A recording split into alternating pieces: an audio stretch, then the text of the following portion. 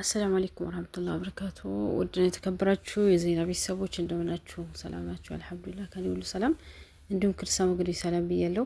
ዛሬ ደስ በሚል ነገር አይደለም የመጣሁት። እስቲ ላሳያችሁና እናንተ ማስተያየት ኮመንት ስር እስቲ ጻፉ ማለት ነው። እኔም ልቤን የነካኝ ነገር ነው። እስከ ዛሬ ጥያቄ የሆነብኝ ጥያቄ ያልተመለሰ ነገር ነው። እስቲ ላሳያችሁ አይደል። ሌላ እንዳትወጣም የሚፈልጉ አካላቶች አሉ። ዋን ባይ ዋን ማለት ነው የተናገረው። የኤምባሲ ዲፕሎማቱ ለማ ለኢትዮጵያ የዜጎች መብት ዳይሬክተሩ እኛ ተመላለስን እኛ ደህንነት ስጋት እስኪሆንብን ድረስ ቆይ ምናልባት ሌላ ስልክ እያወራ ነው ስለተቋረጠ እሱ መስማት ያለበት ነገር ካለ ትንሽ ቆየውና እስኪመጣም ጠብቃለሁ። ችግር የለም።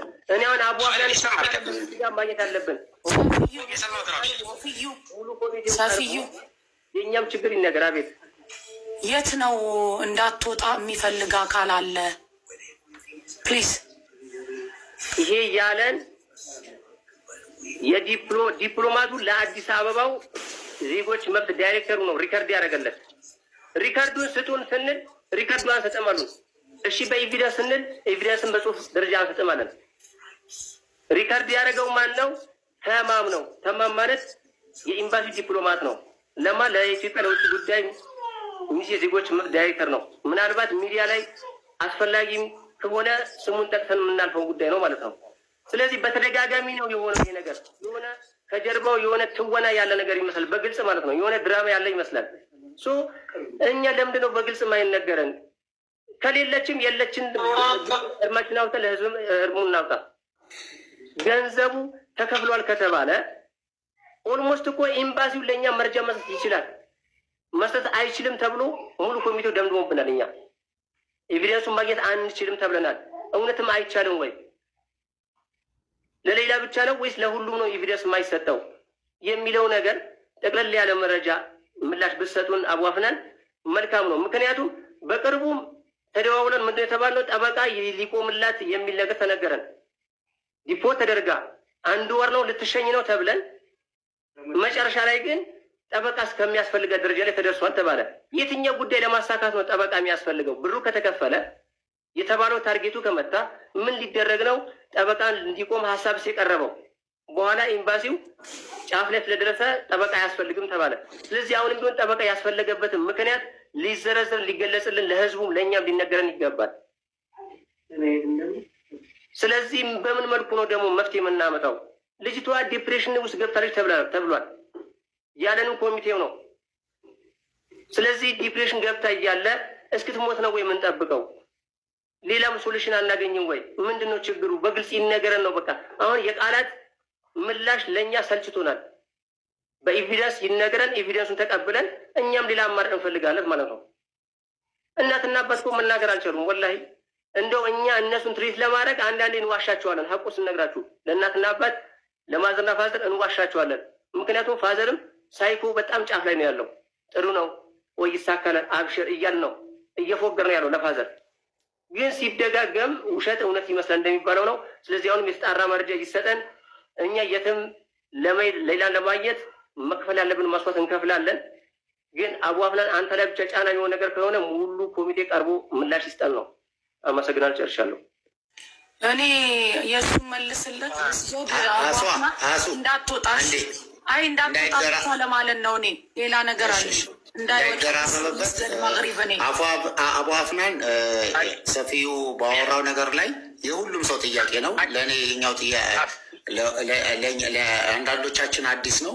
ስለዚህ በትክክል በዚህ ነገር ላይ ክሊር አድርገን፣ ምክንያቱም ምንድን ነው መሰለህ ትልቁ ሸክም እያንዳንዱ ሰው ላይቭ ላይ ሶሻል ሚዲያ ላይ በወጣ ቁጥር በሌላ ቢዝነስ ላይ ያሉ እንደና አቡ አሚራም ሁሉም ላይ በየቀኑ ያለው ዱላ ቀላል አይደለም።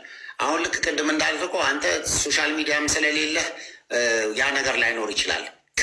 ቀላል ልክ ልጅቷ እንደታሰረችው ኦልሞስት አብረን እስር ቤት ነን ያለ ነው። በየቀኑ ጥያቄው አለ፣ በየቀኑ ፍራቻ አለ። አንድ ነገር ኖሮ ሚዲያ ላይ ለመውጣት እንኳን ይሄ ጥያቄ በስር በኮሜንት ህዝብ ሁሉ ይጠይቃል። ስለዚህ ክሊርሊ አንተም ከራስህ ሸክም ላይ አውርድ። ምንድን ነው ያለው ነገር ክሊርሊ ለሁሉም ሰው አስቀምጥና ቅድም ደምድመናል። እንደኔ አቋም በቀጥታ ያለምንም ጥያቄ ቤተሰብ አንድ ላይ እንመጣለን። መተን እንዳይጠፋበት ይሄንን ነው የምናደርገው። ስለዚህ በደንብ ጠቅለል አድርገህ መልስልን ይሄንን። ካሊድ ከመጨረሻው ስትነሳ ችግር የለውም።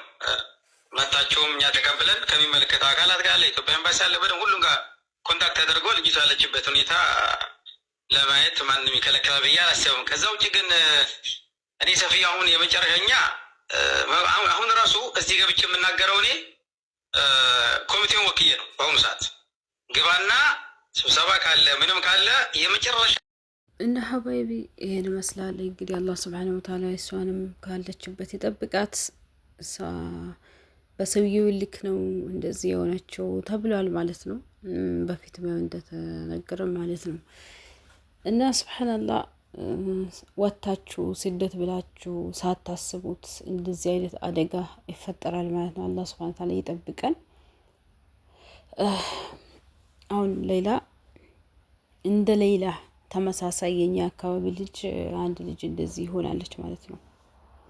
ያው ሰውየው ሴትዋ እናቷ ቤት ስትሄድ ሰውየው ያው ጥቃት ሊያደርስባት ሲል እሷን ራሷን ይከላከላለሁ ስትል ሰውየው መታችው፣ ታመማ፣ ሐኪም ቤት ገባ፣ ሞተ። እሷ ደግሞ እስር ቤት ገባች ማለት ነው። እስር ቤት ገብታ ለ4 አመት እስር ቤት ታሰረች።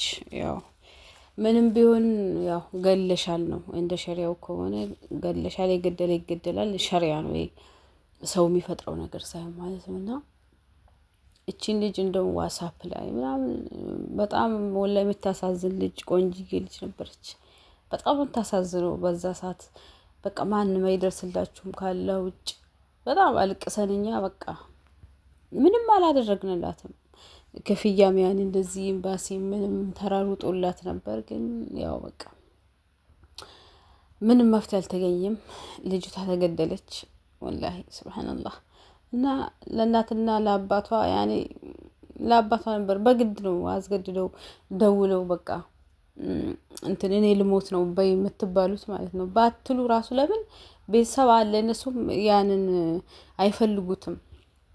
ሐቁን ያኔ ይፈራሉ የእናት አባት እንትን ስለሆነ እና ደውለው ለአባቷ በቃ ዛሬ ልሞት ነው አለችው ማለት ነው። ወላሂ ዛሬ ልሞት ነው ስትለው በቃ የጠፋበት አልታወቀም፣ እስካሁን አልተገኘም። መጀመሪያ ሰዓት ራሱን አሉ በቃ ከዛ ጠፍቷል። ይልማው ከባድ ነው ወላሂ ላዝም። እናንተ ያልፍልኛል እለወጣለሁ፣ ቤተሰቤን እለወጣለሁ፣ ራሴን እለወጣለሁ ብላችሁ ወጣችሁ እንደዚህ አይነት አደጋ ሲገጥማችሁ አስባችሁታል? በጣም ከባድ ነው ወላሂ። እና ስንት እህቶች እንደዚህ ሆነው ራሳቸውን ተከላክለው አላህ አድኗቸዋልና አንዳንዶቹ በግድ ነው ድፈሩኝ የሚሉ አሉ። አላህ ይጠብቀን። እና እንደዚህም ደግሞ ለራሳቸው ሲከላከሉ እንደዚህ የሆኑ አሉ። እናም ሌላም ያው የገጠማት ይሄ ነው። እና አላህ Subhanahu Wa Ta'ala በህይወት ካለች አላህ ይድረስላት፣ ለአባት ለእናቷ አጠገባቸው ያድርግላቸው። ወላሂ የእነሱ ስቃይ ነው እኔ የሚያሳዝነኝ። እነሱ አይቼ የሆነ ሰዓት በቃ ታብሜ ነበር። እነሱ ሁላ ድምጽ መስማት ትቼ ነበር። እኔ ያ ረቢ ጌታዬ እኔ ሞቴ ከመጣ አገሬ ምለው ለዚህ ነው። ምክንያቱም በስደት ስትሞቱ ሁለት ሞት ነው። ለእናት አባት በቃ መቼም ሀዘኑ በጣም ከባድ ነው። አሁን በእንደዚህ አይነት ሁኔታ መሞት በጣም ከባድ ነው ሀቂቃ ማለት ነው። ያው ያቺ ልጅ ራሷን ለመከላከል ብላ ነው ሐራም አልሰራም ብላ ነው እንደዛ አይነት ነገር ያደረገችው የነበረው። ሌላም በዚህ መልኩ ነውና አላህ ይጠብቀን። ወላሂ በጣም ከባድ ነው። እና ሌላሁ ወኢና ኢለይሂ ራጂዑን። እና አላህ በሰላም ለሀገራችሁ ያብቃችሁ። ወጥቶ ከመቅረት ከእንደዚህ አይነት አደጋ አላህ ይጠብቃችሁ። ያው ሸሪያው የደነገገው ነው እንግዲህ ምንም ማድረግ አይቻልም። እኛ ከሸሪያ እየተቃረን ሳይሆን ሀቅ ነው በቃ ይገደላል፣ አለዛ ወንጀሉ አይማርም። እና ኡምራ አድርገው ምናምን ነው የምትገደሉት። ነጭ ልብስ አልብሰዋችሁ ኡምራ አድርጋችሁ ያለባችሁ ዱዓ አድርጋችሁ ምናምን በቃ እና አለዛ ወንጀላችሁ አይማርም። እና ለቤተሰብ ደውለው ደግሞ እንደዚህ ልሞት ነው ላኢላሀ ኢለላህ አስባችሁ ሳል ለአባት እኔ ኮሮና የመጣ ጊዜ ማለት ነው ወላሂ በጣም ነበር የሚጨነቀው። የዛንም አካባቢ ነበር የመጣው ነበር ኮሮና እና ሁሌ በቃ ይደውላሉ ምን ላሉ እኔን ኮሮና የሚይዘኝ መስሏቸው ወይኔ ላይላ ሞት ከመጣ እኮ አጠገባቸው ሆኜ ሞታለሁ። ግን በቃ አስፈጭቷል። በዚህ ልክ ልጅህ ልትሞት ናት ልሞት ነው እኔ ብዬ ለአባቴ በጣም እኔ እንጃ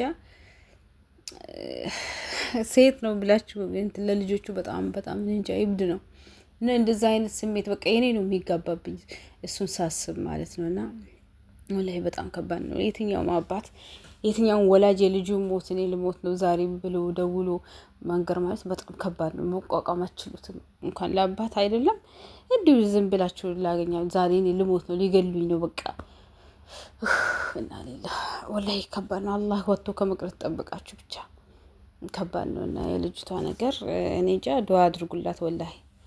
እኛ ግሩፕ ነበር ይሄው ግሩፕ የሌላ ኑር ሰው ግሩፕ ተከፍቶም ስንት 3 አመት አሁን ሐዲስ ነው የሚለቀቅበት። የሚገርማችሁ እኛ ጠይቀን ሰለቸን በቃ እንደው ምን እንትን አድሚን ነበርኩ እንደው አለው እስቲ ዛሬ ነገር የሆነ ነገር እንሰማለን እያልን ማለት ነው። ወላሂ እስከ ዛሬ አለው ይሄው ምንም የለም። እና ይሄው ከዋናዎቹ ይሄው የመጣው መልእክት ነው። 2 ወር ነው ከደወለች አሉ እናት አባት ተሰቃይተው በቃ ባሰባቸዋል። ከዛ ቢሶባቸዋል ከተከፈለ ይኸው ስንት አመት 3 አመት ነው እኮ አስባችሁታል።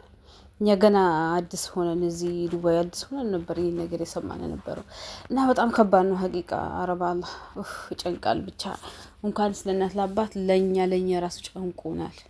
ዱአ አድርጉላት ለዚች ልጅ አላህ Subhanahu Ta'ala ረመዳንን ከቤተሰቦቿ እንድትጾም አላህ ያብቃት ብላችሁ ዱአ አድርጉ። የምሬን ነው።